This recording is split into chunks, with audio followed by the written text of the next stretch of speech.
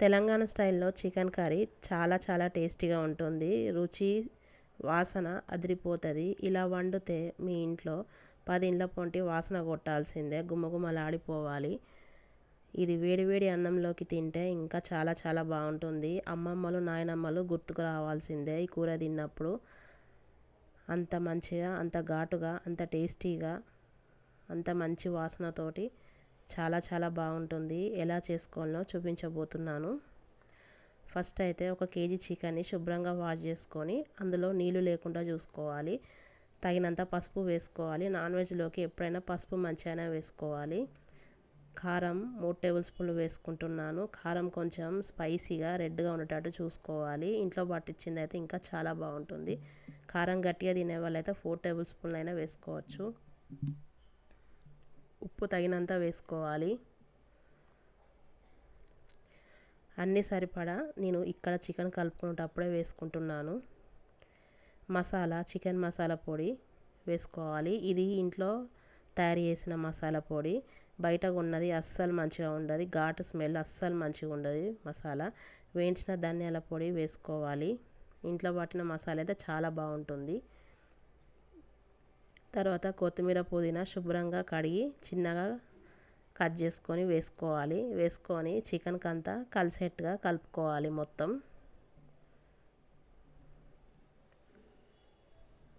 ఇలా చికెన్ని కలుపుకున్నాక ఒక 15 నిమిషాలు టైం ఉంటే 15 నిమిషాలు పక్కన పెట్టుకోండి. 15 నిమిషాలు పక్కన పెట్టకున్నా కానీ చాలా బాగానే ఉంటుంది కూర. ఇలా 15 నిమిషాల తర్వాత పల్లి నూనె వాడుకోవాలి. ఇందులోకి పల్లి నూనె వేడయ్యాక 3 ఉల్లిపాయ ముక్కలు కట్ చేసి వేసుకోవాలి. వేసుకొని ఎర్రగా అయ్యేంత వరకు వేయించుకోవాలి. నాన్ వెజ్లోకి ఎప్పుడైనా కానీ పల్లి నూనె అయితే చాలా చాలా టేస్ట్ ఉంటుంది, రుచి కూడా బాగుంటుంది.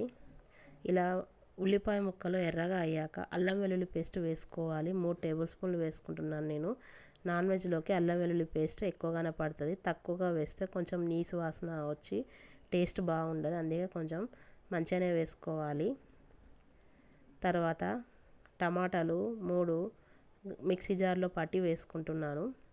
వేసుకొని ఒక 5 నిమిషాలు టమాటాని కుక్ చేసుకోవాలి. మూత పెట్టుకొని మీడియం మంట పైన 5 నిమిషాల తర్వాత టమాటా ఇట్లా కుక్ అయ్యాక ఇందాక కలిపి పెట్టుకున్న చికెన్ని ఇందులో వేసుకోవాలి. పోపులో వేసుకొని అంతా కలిసేట్టుగా కలుపుకోవాలి. మంట చిన్నగా పెట్టుకొని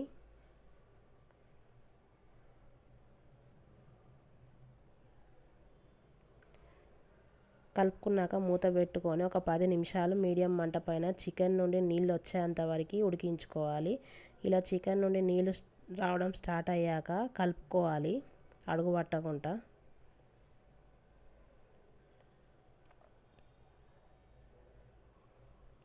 ఇలా కలుపుకున్నాక మళ్ళీ మూత పెట్టుకొని ముక్క మెత్తగా పడేంత వరకు ఉడికించుకోవాలి చికెన్ని. మధ్యలో మధ్యలో కలుపుతూ ఉండాలి 15 నిమిషాలు, లేకపోతే తొందరగా మాడిపోతుంది.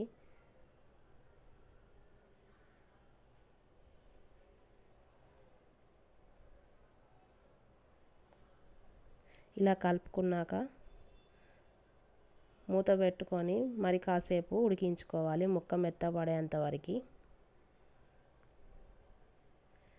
చికెన్ పూర్తిగా ఉడికిపోయింది. స్టవ్ ఆఫ్ చేసేసుకొని వేడివేడి అన్నంలోకి తింటే చాలా చాలా టేస్టీగా ఉంటుంది. రుచి అదిరిపోవాల్సిందే, గుమగుమలాడుతుంది వాసన కూడా, అంత బాగుంటుంది చికెన్ కర్రీ. ఇలా సింపుల్గా ఈజీగా తక్కువ ఇంగ్రీడియంట్స్తో తయారు చేసుకోవచ్చు చికెన్ని.